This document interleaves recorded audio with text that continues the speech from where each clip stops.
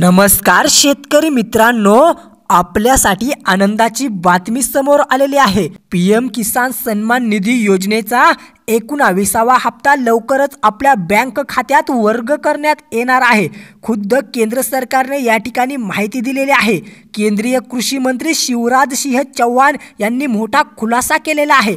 पुढील हप्ता मिळण्यासाठी आपलं यादीमध्ये नाव आहे का, आपण ई-केवायसी केली आहे का, हे सर्व केले असेल तर आपल्याला 19वा हप्ता लवकरच मिळणार आहे। पाहुयात कोणत्या दिवशी हा हप्ता आपल्या खात्यात वर्ग करण्यात येणार आहे। शेतकरी मित्रांनो, प्रधानमंत्री किसान सन्मान निधी योजनेचा 19वा हप्ता 24 फेब्रुवारी 2025 रोजी जमा केला जाणार असून पंतप्रधान नरेंद्र मोदी हे बिहारला एका कार्यक्रमात येणार असून त्या ठिकाणावरून हा हप्ता शेतकरी लाभार्थ्यांच्या खात्यात वर्ग करण्यात येणार आहे।